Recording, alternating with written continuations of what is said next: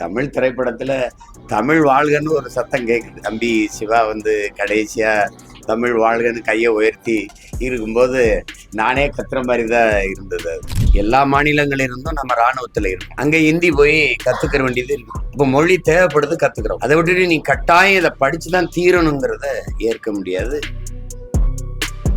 படம் பார்த்துட்டு வந்திருக்கீங்க. அந்த காலத்துக்கு ஒத்த மாதிரி இருக்காது, அந்த காலத்தோட பிரதிபலிப்பா இந்த படத்தை இல்ல அப்படி நம்ம பார்க்க கூடாது. ரொம்ப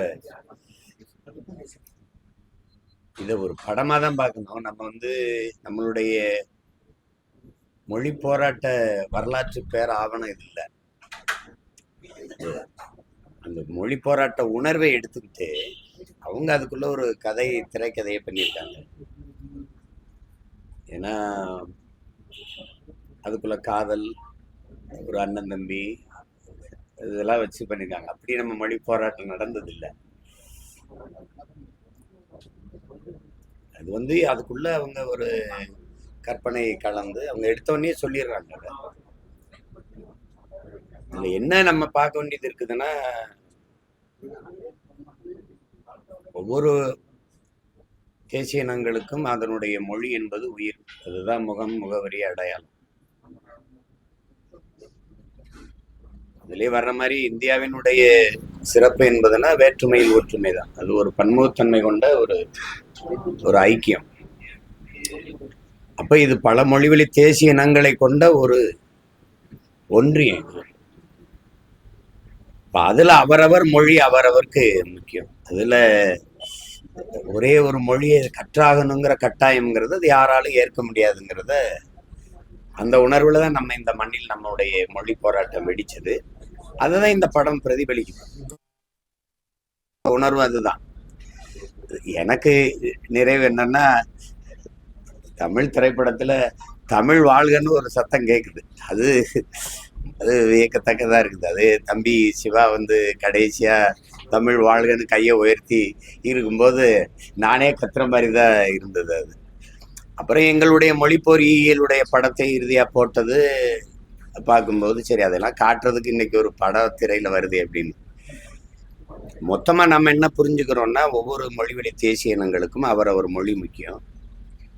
விரும்பினால் எம்மொழியும் கற்போம். அதுதான் அது சொல்லுது. தேவைப்பட்டால் இப்ப நானே பல தடவை எடுத்து சொல்லியிருக்கேன். ஈழத்துல நாங்கள் எங்கள் தாய் நிலத்தை இழந்துட்டு பல்வேறு நாடுகளுக்கு ஏதிலிகளா போனோம். பிரான்ஸுக்கு போனோம். ஆனால் பிரெஞ்சு கத்துக்கிட்டு நாங்க அகதியா போகல. அங்க போய் கத்துக்கிட்டோம். தமிழ்நாட்டுல, கேரளாவில், ஆந்திரால எல்லா மாநிலங்களிலிருந்தும் நம்ம இராணுவத்துல இருக்கோம். அங்க ஹிந்தி போய் கத்துக்கிற வேண்டியது இருக்கு. இப்ப குறிப்பா எங்க ஊர்ல, எங்க சிவகங்கை, ராமநாதபுரம் மாவட்டங்கள் இருந்து நாங்க இராணுவத்துக்கு போறோம்னா அங்க போய் கத்துக்கிறோம். இப்போ மொழி தேவைப்படுது, கத்துக்கிறோம். ஒரு மொழியை அதிகபட்சமா 6 மாசம் 7 மாசம் செலவழிச்சா கத்துக்கலாம். இங்கேயே தெருக்கள்ல 6 மாசத்துல அழகாக ஆங்கிலம் பேச கற்றுக் கொடுக்கப்படும் போடுது. பலகை இருக்கு, விளம்பர பலகைகள் இருக்கு, நம்ம பார்க்கிறோம். அப்ப எம்மொழியும் நம்ம கற்றுக்கொள்ளலாம். தேவைப்படும் போது கற்றுக்கிறோம். உணவு, உடை, மொழி, வழிபாடு, சமயங்களை ஏற்பதெல்லாம் அவரவர் உரிமை. அதை விட்டுட்டு நீ கட்டாயம் இதை படிச்சுதான் தீரணுங்கிறத ஏற்க முடியாது. அது சரியா இருக்காது. அதனாலதான் அதை தான் இந்த படம் வலியுறுத்துது. அதுல என்ன, எல்லா மொழிவழி தேசிய இனங்களினுடைய மொழியும் மதிக்கணும், அவங்க உணர்வையும் மதிக்கணும். வலுக்கட்டாயமா ஒரு இந்தி திணிப்பை செய்யக்கூடாதுங்கிறத தான் கேரளாவில இருந்து எதிர்ப்பு இருந்துச்சு, ஆந்திராவில இருந்து இருந்துச்சு, வங்காளில இருந்து எதிர்ப்பு இருந்துச்சுங்கிறத இந்த படம் சொல்லுது. அத மேலோங்கி இருக்கிறது அவரவருக்கு அவரவர் மொழி முதன்மையானது. அது உயிர் போல போற்றப்பட வேண்டியது. அதை நாங்கள் விட்டு கொடுக்க முடியாதுன்னு சொல்றோம். அதை தான் நம்ம எடுத்துக்கணும். ஆனா தமிழ் இளம் தலைமுறையினர் இதுதான் நம்ம மொழி போராட்ட வரலாறுன்னு நினைக்கக்கூடாது. மொழி போராட்ட வரலாறு தனியா இருக்கு. நானே நிறைய புத்தகங்கள் அதுக்காக வெளியிட்டிருக்கேன். உயிர் எழுத்துன ஐயா நடராஜன் அவர்கள் எழுதின புத்தகத்தை நான் தான் வெளியிட்டேன், உயிர் எழுத்துன. அதுலேயே கூட எங்க மாமா, நான் காமராசர், எங்க மாமா காளிமுத்து அவர்களுடைய பேரெல்லாம் விடுபட்டு போச்சு. அப்படி உண்மையான போராட்ட வரலாறு நமக்கு வரலாற்றில் பதிவுகள் இருக்கு. அதை தான் நம்ம பிள்ளைய படிச்சுக்கிறோம், தெரிஞ்சுக்கணும். இது ஒரு அந்த பின்புலத்தை, அந்த உணர்வை எடுத்துக்கொண்டு சுவைக்காக ஒரு திரைக்கதையை எடுத்துக்காங்க. அதில் எடுத்த விதம், அந்த சொல்லிப்போன இது, நடித்த என்னோட தம்பி சிவகார்த்திகேயனுடைய பங்களிப்பு, தம்பி ஜெயம் ரவி எதிர்நாயகனாக நடித்த அவருடைய பங்களிப்பு, தம்பி அதர்வா, குறிப்பாக ஒளிப்பதிவு, அதில் மேலாக என்னுடைய அன்பு தம்பி ஜி பிரகாஷின் 100வது படம். அவன் பின்னணி இசை பாடல்லாம் ரொம்ப நேர்த்தியாக இருந்தது. பின்னணி இசை வந்து ரொம்ப சிறப்பாக பண்ணி ஒத்துழைச்சி அந்த படத்தை தூக்கி நிறுத்தியிருக்காப்புல. அது வேகமாக நகர்த்தி போன படத்தொகுப்பு, அதுக்கு ஒத்துழைச்ச அந்த ஒளிப்பதிவு எல்லாமே சிறப்பாக இருந்தது. இயக்குனர் இந்த 3 நடிகர்களை வச்சு இப்படி ஒரு பின்புலத்தில் ஒரு படத்தை எடுத்துடணும்னு ஒரு பெண் இயக்குனர் நினைக்கிறதே பெருசு. அதுக்கு அவங்களுடைய இறுதி சுற்று பார்த்தேன். அது ரொம்ப முழுமையான படைப்பாக இருந்தது. அதுக்கப்புறம் சூரரை போற்று, அப்புறம் இந்த படம். இது ஒரு பெரிய முயற்சி. எளிதாக யாரும் இந்த இந்த இதை தொற்ற முடியாது. இது பிரச்சனைக்கு வரும். ஏன்னா உண்மையான மொழி போராட்டத்தை எடுத்தால் திரைக்கு வராது. அதனால அதில் சில இதுகளை அவங்க கடந்து அது சொல்லியிருக்காங்க. ஒரு படமாக எடுத்திருக்காங்க. ஒரு படமாக பார்த்தா நல்ல படம். அதில் எல்லா பங்களிப்பும் இருக்குது. சிறந்த ஒளிப்பதிவு இருக்குது, இசை இருக்குது, நடிப்பு இருக்குது. அதெல்லாம் பார்க்கும்போது அது சிறந்த படம். ஆனால் இதுதான் நம்ம மொழி போராட்ட வரலாறுன்னு நினச்சிக்கிட்டு அதை போட்டு நம்ம பேசிக்கிட்டு இருக்க வேண்டியது இல்லை. அதுதான் என்னுடைய கருத்து. அதில் மிகச்சிறப்பாக நடிச்சிருக்க என்னுடைய தம்பி சிவகார்த்திகேயன், தம்பி ரவி, அதர்வா எல்லாருக்கும் என்னுடைய பாராட்டுக்கள். இயக்குனருக்கு என்னுடைய வாழ்த்துக்கள். ஏன்னா இது ஒரு பிரச்சனையான களம். இதை போய் தொடுவோம்னு ஒரு பெண் இயக்குனர் தொட்டு அதை செஞ்சிருக்கிறது பாராட்டுக்குரியது தான். இதை போய் நம்ம இந்த படத்தை படமாக பார்த்துட்டு வந்துருங்க. இதுதான் நம்ம மொழி போராட்ட வரலாறுன்னு நினச்சிக்கிட்டு அதை ஒப்பிட்டுக்கிட்டு இருக்காதீங்க. அவ்வளோதான் என்னுடைய வேண்டுகோள். இதை தயாரித்த தம்பி ஆகாஷ் பாஸ்கருக்கு என்னுடைய அன்பும் வாழ்த்துக்கணும். ஏன்னா எடுக்கணும்னு நினைக்கணும். யார் எடுத்தாலும் பிரச்சனை வரும். ஒருவேளை அரசே துணிஞ்சு அரசே தயாரித்து இந்த மொழி போராட்டத்தை ஆவணப்படுத்தணும்னு உள்ளபடி எடுத்தால் அதை பதிவு செய்யலாம். அந்த ஜனநாயகம் நம்ம நாட்டில் இல்லை. ஜனநாயகன் என்ன பாடுபடுதுன்னு நீங்கள் பார்க்குறீங்க. அதனால அது இல்லை. அது அவ்வளவு கருத்து சுதந்திரம் இல்லை. மற்றவர்களை விட கூடுதலா உங்களுக்கு சினிமா பத்தி அதிகமா தெரியுன்றதுனால இந்த கதையை முதல்ல செலக்ட் பண்றதுக்கு பாராட்டு தெரிவிச்சிருந்தீங்க. இதுலயே பல்வேறு விமர்சனங்கள், இதை பல கட்டு வந்து இல்லை எங்க ஐயா கி வெங்கட்ராமன்லாம் ஒரு பெரிய அறிஞர். என் தம்பியே துறை இது நல்லா இருக்குமா, இன்னொரு தம்பி தமிழ் மிச்சி பாசறையில் இருக்க கார்த்திகை செல்வன் அது இல்லைம்மா. இதான் நான் சொல்கிறேன்ல, மொழி போராட்ட வரலாற்றை முழுமையாக படித்தவன் அப்படிங்கிற இதில் சொல்கிறேன். அது வேற, இது வேற. இது ஒரு திரைப்படம். அந்த உணர்வை எடுத்துக்கிட்டு இவங்க ஒரு திரைக்கதையை அமைச்சுக்கிட்டாங்க. இப்போ சல்லியர்கள்னு ஒரு படம் வந்ததில்ல, அது எங்கள் போராட்ட களத்தில் இருக்கிற ஒரு சின்ன துளி, அவ்வளோதான். அதை படம் எடுத்தா நீங்கள் சான்றிதழ் தருவீங்களா? திரையரங்கு இதுக்கே கொடுக்கல. அது கஷ்டம். மொழி போராட்டத்தை எடுத்தால் அதிகாரத்தில் அந்த மொழியை திணிச்சது யாரு அப்படின்னு உங்களுக்கு தெரியும். அப்போ இங்கே என்ன நடந்தது அது தெரியும். இப்போ அதெல்லாம் உண்மையாக எடுத்தா இப்போ அவங்களுக்கு எவ்வளோ பெரிய அரசியல் நெருக்கடி வரும்னு தெரியும். அதனால இது படமாக பார்த்தா நல்ல படம். அதுதான் அப்படி அதை பார்த்துட்டு போயிடணும். இன்றுமே மொழிக்கான போராட்டம் ஒவ்வொரு மாநிலத்திலும் அவங்க மொழியை காக்கிறதுக்கான சூழல் இருக்கு. இப்போ என்னை பொறுத்த வரைக்கும் நீங்கள் என்னை பார்த்தீங்கன்னா நாங்கள் எங்கள் மொழியை அழிய விட்டுட்டோங்கிறதுல வெளிப்படையாக நான் ஒத்துக்கணும். எங்களுக்கு நாடு தமிழ்நாடுன்னு பேர் இருக்கே ஒழிய இங்கே தமிழ் இல்லை, தமிழர்களாகவும் நாங்கள் இல்லை. எங்களுக்கு தாய்மொழி பேச வரலை. 3 தலைமுறை தாய்மொழியை எழுத படிக்க தெரியாத ஒரு தலைமுறையை நாங்கள் உருவாக்கிட்டோம். தமிழ் படிக்காமலே உயர்ந்த பட்டம் பெற்று பணிக்கு சென்று விடலாம்ங்கிற சூழலை நாங்கள் உருவாக்கிட்டோம். அது போயிடுச்சு.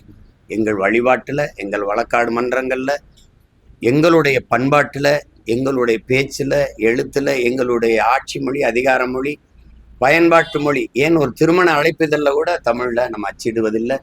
எல்லாம் போயிடுச்சு. தமிழ் பேச தெரியல, நமக்கு பேச தெரியல.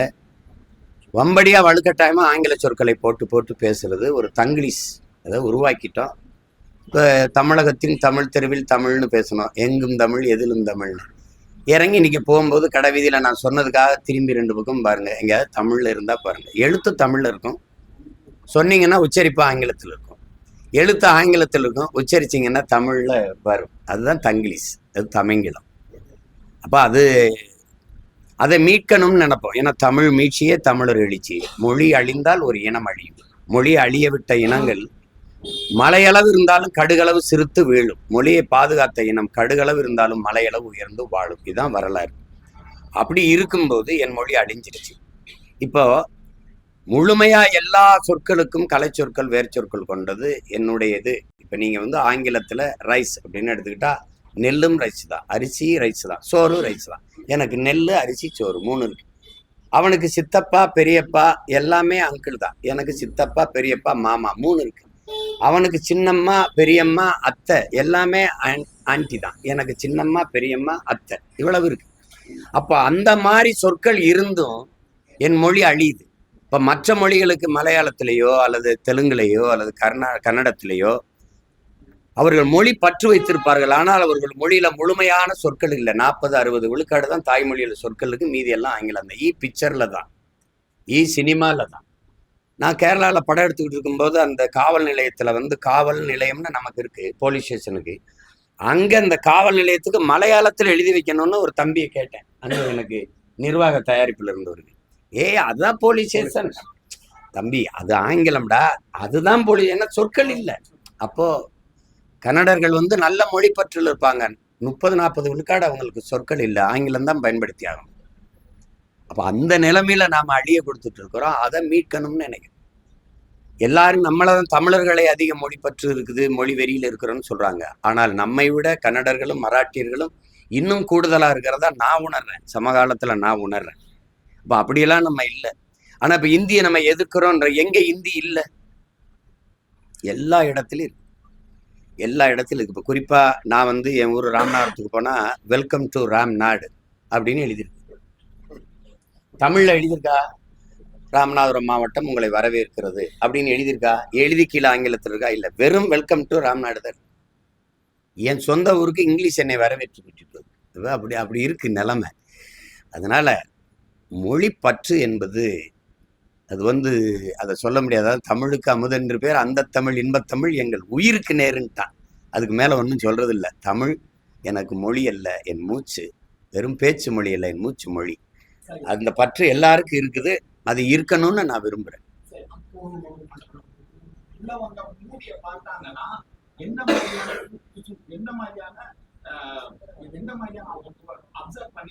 யாரு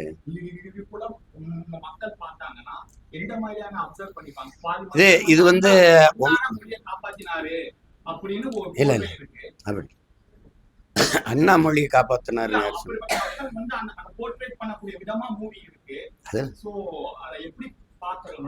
அதெல்லாம் இல்லை, அதெல்லாம் இல்லை. அந்த மொழி போரில் ஏற்பட்ட புரட்சியில் வந்து ஆட்சியை கைப்பற்றியது திராவிட முன்னேற்ற கழகம். உங்களுக்கு புரியுதுன்னு நினைக்கிறேன். அது எல்லாருக்கும் தெரியும். மொழி இன்ன தலைமுறைக்கு தமிழை பற்றி, அவங்களுக்கு தமிழ் எழுத படிக்கவே தெரியாத பிள்ளைக்கு போய் அதை பேசிட்டு இருக்க வேண்டியதில்லை. கொஞ்சம் கொஞ்சம் அரசியல் புரிதல் இருக்கிற, கொஞ்சம் கொஞ்சம் மொழி மேல பற்று இருக்கிற பிள்ளைகளுக்கு இது தேடல் இருக்கும். தேடல் இருக்குன்னா அவன் வரலாறை எடுத்து படிச்சு தெரிஞ்சுக்கிடுவான். இது அப்படி கிடையாது, அப்படி கிடையாது. நீங்க வந்த பிறகு இங்க என்ன நடக்குதுன்னா, மொழி போர்ல ஏற்பட்ட புரட்சியில தான் இது வந்து, அந்த கிளர்ச்சியில தான் திராவிட முன்னேற்ற கழகம், அந்த காங்கிரஸ் நீண்ட காலமா ஆட்சியில் இருந்த அந்த கட்சியை வீழ்த்தி அதிகாரத்துக்கு வருது. அதுதான் வரலாற்று உண்மை. அதனால நீங்க அண்ணா தான் வந்து தமிழை காப்பாற்றினார்னு அப்படி சொல்றது, அது அது யாரும் அப்படி நினைக்கல. அப்படி ஒன்றும் படம் ஒன்றும் சொல்லலையே. அது சிலர் வந்து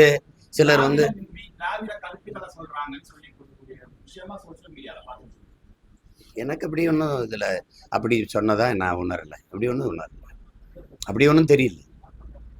அண்ணா அந்தப்ப மொழிப்போரில் ஏற்பட்ட புரட்சிக்கு பிறகு முதலமைச்சராக வந்ததுனால அவர் தீர்மானம் போடுறதா வருது. அதை முடிக்கிறாங்க காட்சி, அவ்வளவு. ஆமா, அவரு திராவிட கட்சிகள் அதனுடைய கோட்பாடு வந்து இருமொழி கொள்கையா இருக்கு. அதை நாங்க ஏமாற்றுன்னு நினைக்கிறோம். மும்மொழி கொள்கை வந்து மோசடின்னு நினைக்கிறோம். தமிழ் தேசியர்கள் நாங்கள் வந்து கொள்கை மொழி, எங்களுக்கு மட்டும் இல்லை, தெலுங்கர்களுக்கு, கன்னடர்களுக்கு, மலையாளிக்கு, குஜராத்திக்கு, மராட்டியருக்கு எல்லாருக்குமே கொள்கை மொழி அவர் தாய்மொழியா தான் இருக்கணும். பயன்பாட்டு மொழி ஒரு தொடர்பு மொழியா ஒன்று இருக்கணும். கெடுவாய்ப்பா வெள்ளைக்காரன் நம்மளை பன்னெடுங்காலமா ஆண்டுட்டான். பல நாடுகள்ல அது தொடர்பு மொழியா இருக்கிறதுனால நம்ம ஆங்கிலத்தை வச்சுக்கொள்ளலாம், பயன்பாட்டு மொழியா வச்சுக்கலாம். மற்றபடி விரும்பினால் உலகில் எம்மொழியும் கற்கலாம். எங்கள் கோட்பாடு உலகில் எம்மொழியும் கற்போம் நாங்கள் வாழ, எம்மொழி தமிழ் கற்போம் எங்கள் இனம் வாழ. இது எங்கள் கோட்பாடு. உலகில் எல்லா மொழியும் கற்போம், எல்லா மொழியும் அது கற்போம். அது வந்து தேவைன்னா அவசியம்னா கற்றுக்கொள்ளலாம். அது ஒன்றும் தப்பு இல்லை. இப்போ பிரெஞ்சு படிக்கிற பள்ளிக்கூடங்கள் கற்றுக் கொடுக்குற பள்ளிக்கூடம் இல்லையா, ஸ்பானிஷ் கற்றுக் கொடுக்குற பள்ளிக்கூடம் இல்லையா, அது தேவைன்னா கற்றுக்கலாம். அதுதான் எல்லா மொழிகளின் மீதும் பற்றுக்கொள்ளுங்கள். நம் மொழியை எல்லா மொழிகளையும் கற்றுக்கொள்ளுங்கள், நம்முயிர் தமிழ் மீது பற்றுக்கொள்ளுங்கள். இதுதான் நாங்க சொல்ற மொழி கோட்பாடு. அதுல எங்களுக்கு ஒன்றும் குழப்பம் இல்லை. வேற ஏதாச்சும் இல்ல.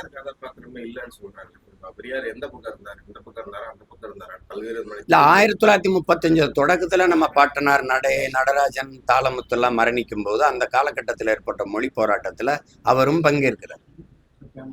பங்கேற்று செய்கிறார். அதுக்கு பிறகு 65 ஏற்பட்ட மொழி போராட்டத்தில் அவர் நேரடியாக அதுக்கு எதிராகவே மாறுகிறார். இந்த காளிகளை சுட்டு தள்ளுவதற்கு எதுக்கு காவல்துறை போலீஸ்காரங்க துப்பாக்கி இருக்கு, சுட்டு தள்ள வேண்டியதானேன்னு சொல்லிடுறேன்.